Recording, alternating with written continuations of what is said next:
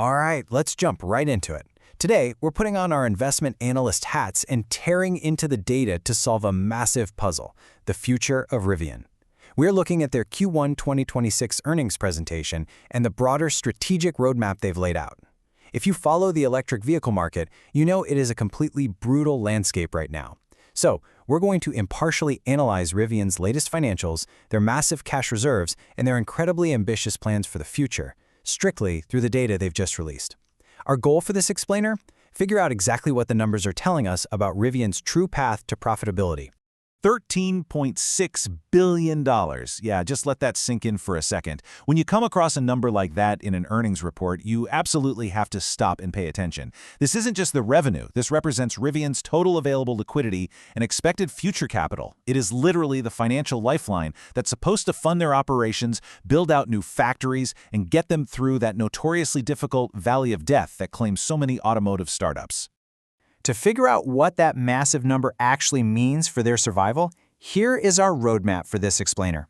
First, a Q1 2026 financial snapshot.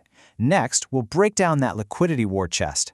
Then, strategic growth catalysts, followed by execution and macro risks. And finally, analyst views and valuation. Okay, Section 1, Q1 2026 financial snapshot. Let's dive right into this. Here's the ground truth for Rivian, and it's a crazy story of incredible growth paired with immense costs. Look at the top line, an impressive $1.4 billion in revenue and a gross profit of $119 million. Sounds great, right? But hold on, look at the bottom two rows. Adjusted EBITDA is negative $472 million, and free cash flow is at a negative $1.075 billion. Basically, despite bringing in a ton of money, they're still burning through over $1 billion in cash in a single quarter just to keep the lights on and scale up infrastructure. That is a seriously blistering burn rate. But hey, it's not all doom and gloom and cash burn. The real secret sauce for them is finding high-margin revenue, and we see it right here in their software and services segment. Check out these margins. 36% last year, 40% in Q4, and now sitting pretty at a very healthy 38% for Q1 2026. It's the classic razor and blades model. You sell the physical truck, but you make the real money on the software updates and services over time. Rivian isn't just selling metal, they're successfully selling software, and that is absolutely crucial for their long-term profitability. And, while we're getting lost in the financial spreadsheets, we can't forget the physical product is actually executing really well. Delivery volumes are up a massive 20% year over year. They are getting these beautiful, highly capable machines out onto tough trails and, more importantly, into customers' driveways at an accelerating pace. The hardware is scaling. But scaling hardware is insanely expensive, which brings us to Section 2, the liquidity war chest. So let's unpack that crazy $13.6 billion figure we started with. It's not just sitting in a checking account today. Right now, they've got about $5.4 billion in cash and available credit. But the real story is these strategic lifelines they've secured. We're looking at massive milestone-based equity investments and loans coming from Volkswagen and Uber. On top of that, they're expecting a huge $4.5 billion loan from the Department of Energy to fund their Georgia factory. Essentially, legacy automakers, global tech companies, and the U.S. government are all making giant bets that Rivian is going to survive. And trust me, they are going to need every single penny of that capital. Looking at their guidance for the rest of 2026, they're aiming to deliver up to 67,000 vehicles, but they are projecting an adjusted EBITDA loss hovering around $2 billion. Throw in roughly another $2 billion in capital expenditures, which is money spent on literal physical infrastructure, pouring concrete and building factories, and you see exactly where that war chest is going.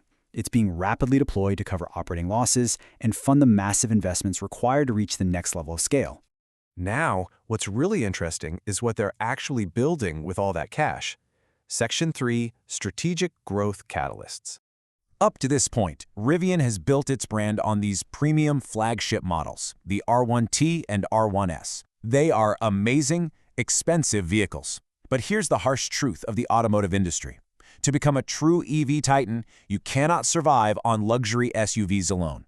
You absolutely have to move down market and drastically increase volume.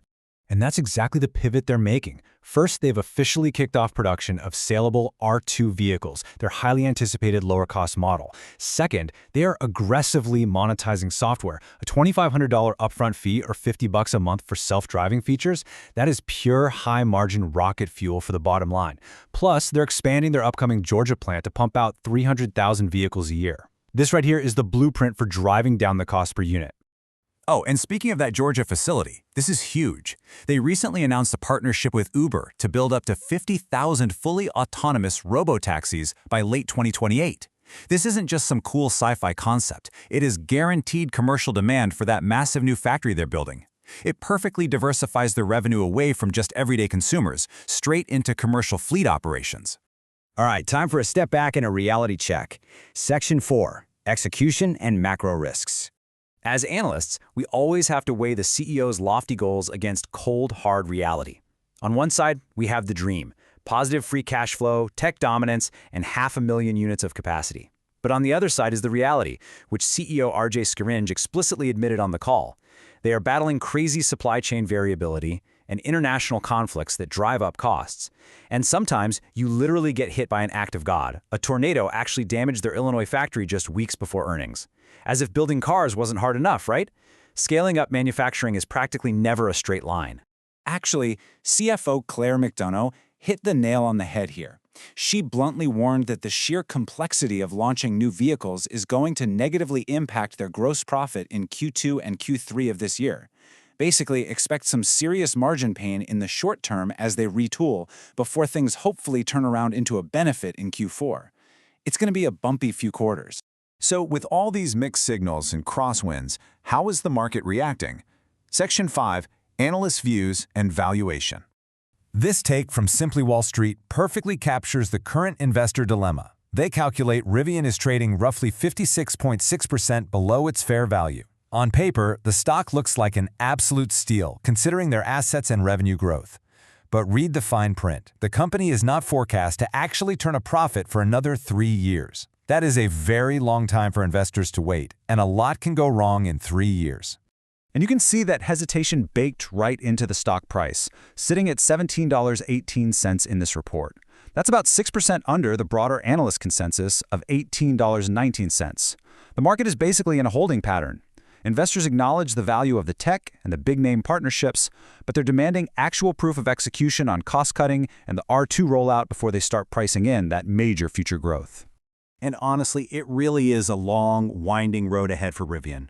The product is gorgeous, the potential is off the charts, and they've got the cash lifeline secured for now. But making that leap from a niche luxury EV maker to a mass-market, profitable auto giant, it is literally one of the hardest feats in modern business. So, here's the ultimate question I want to leave you with for this explainer. With a $13.6 billion war chest backing them up, and the lower-cost R2 finally hitting the streets, can Rivian scale fast enough to outrun their own cash burn and become the next true EV titan? Or will those macro headwinds and the brutal cost of manufacturing drag them down? The numbers are on the table. Keep a very close eye on those margins in Q4. Thanks so much for joining me, and keep learning.